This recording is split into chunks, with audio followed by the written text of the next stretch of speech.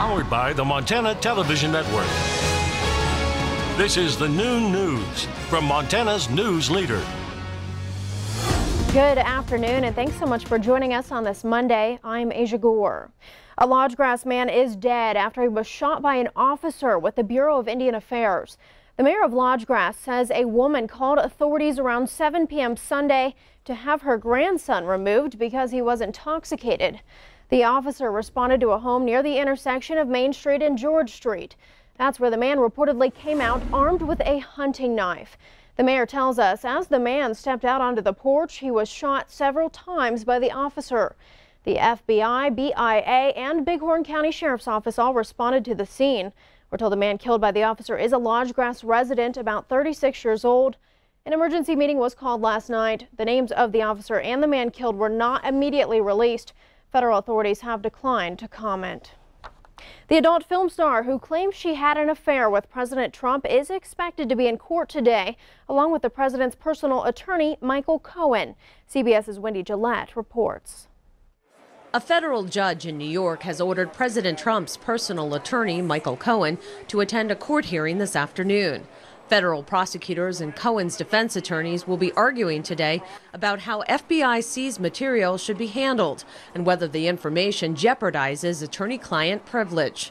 The attorney who represents Stormy Daniels, the porn star who says she had sex with President Trump in 2006, says his client will also be in attendance. He speculates the criminal investigation into Cohen's personal business dealings will lead to more. I strongly believe that within the next 90 days, we're going to see an unsealing of an indictment against Mr. Cohen for a host of very serious offenses. President Trump has spoken and tweeted about his outrage that Cohen was targeted, adding yesterday on Twitter, attorney-client privilege is now a thing of the past. Look, the president is very confident in the fact that he has done nothing wrong. A lawyer for President Trump filed documents yesterday asking that prosecutors be barred from seeing the seized material until Cohen and the president have reviewed it and decided what should be shared. Wendy Gillette, CBS News. Federal prosecutors say the criminal investigation into Cohen was launched months ago during special counsel Robert Mueller's Russia investigation. Meanwhile, former FBI Director James Comey talked publicly about his time with President Trump leading up to his firing. The interview comes ahead of his tell-all book, which goes on sale tomorrow. In an interview with ABC this weekend, Comey said it is possible the Russians have compromising material on the president. President Trump responding on Twitter this morning, calling Comey a liar and a disgruntled ex-employee. A Butte police officer is recovering today after he was dragged by a vehicle during a pursuit this weekend. Officers responded to the Browns Gulch and Prevost Trail area Saturday morning for reports of gasoline theft from a home. Police located 2 suspects in a vehicle. They apprehended one before a female suspect ran from the officers. That suspect entered another vehicle and attempted to flee, dragging an officer along with her. And the officer was able to break free with minor injuries. Both suspects are now in custody. A Wolf Creek woman is dead following a crash near Fort Benton. It happened Sunday afternoon on U.S. Highway 87. Montana Highway Patrol reports 2 vehicles collided when the 23-year-old driver of a pickup truck made a bad pass at a high rate of speed. The passing truck crashed into an oncoming pickup. Both vehicles landed upside down. A 44-year-old woman who was not wearing a seatbelt was partially ejected and died on scene. 5 others were injured. Speed is considered a factor in the crash.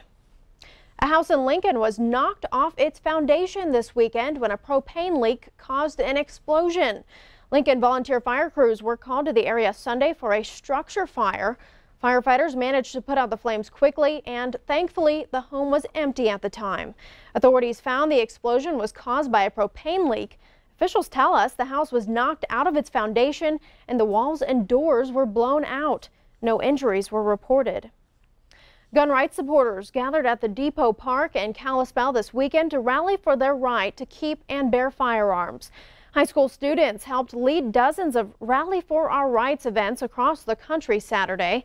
Hundreds gathered to listen to gun rights advocates who support responsible gun ownership.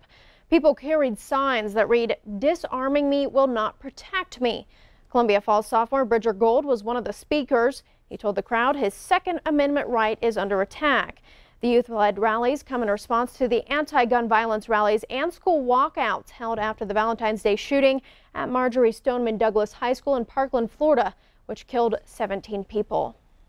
Switching gears, some farmers in Montana aren't able to get into their fields quite yet due to the amount of moisture in and on the ground. Farmers in Shelby are seeing flooding like never before. This time last year, they already had seeds in the ground, and if they seed too late this year, it could be devastating for their bottom line. One farmer tells us, though, if precipitation wanes and the temperature stays warm, they could start seeding in the next 3 to 4 weeks. They will have to hold off until the ground dries a little more before they can plant spring wheat, yellow peas, and chickpeas. And with that in mind, we turn now to the weather scene with Ed McIntosh. And how are we doing as far as flooding and precipitation around the state? We've got more problems, Aja. And in fact, you were just talking about areas around Shelby, and we're getting more rain in that area of north central Montana, and rain and snow showers, even some isolated rumbles of thunder in northwest Montana to get the day started, but drier across the eastern plains. We do have some problem areas, though. We'll be watching some areas of isolated flooding where we're seeing some of the smaller creeks and streams starting to reach bankful right up through north central Montana from Havre, Chinook over towards Harlem, where the Milk River just went above flood stage this morning. Also some areas with excessive runoff around the area close to Fort Peck. And to add to all of that, we've got a winter storm warning and more snow on the way in north central Montana tonight. We'll have more on that coming up in just a few minutes. Lots to check back in on. Thanks, Ed. Some of the best runners in the world competed through the rain and wind this morning in the Boston Marathon. Today marks 5 years since the horrific Boston bombing that killed 3 people and maimed many others. CBS's Leah Greshey has more. A day of remembrance. Everyone knows where they were the moment those 2 bombs went off 5 years ago. Everyone. You think about it all the time, especially around April when the marathon comes, you think about it. For survivors, we happened to be in front of the Forum restaurant when the second bomb detonated. And families who lost loved ones. We didn't know that on April 15th, 2013, when our family came downtown to watch our track coach compete in one of the world's most celebrated marathons, that our lives would be changed forever. But we know now. It's a day they think about, not just today on the 5-year anniversary.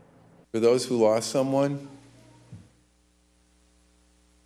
every day is a constant reminder of that. The governor consoled the family of Crystal Campbell as they laid down the wreath where she was killed. The governor held tightly to Campbell's mother, who struggled to look at the wreath where her daughter stood when one of the bombs went off. His message after witnessing such strength was simple. You are heroes. Heroes because those families and survivors of that day have changed Boston forever. They've dedicated their time, energy, and even their recovery towards something much bigger. No more hurting people. Peace. As Little Martin Richard said. The message that will last a lifetime, no matter how many anniversaries pass. Forever, Boston strong. Reporting in Boston, Lisa Greshey, WBZ News. And an American woman is the winner of today's Boston Marathon. Desiree Linden is the first American woman to win the famed race since 1985. Well, stay with us. Still ahead, Starbucks is under fire for a controversial arrest over the weekend. We have the details when we come back.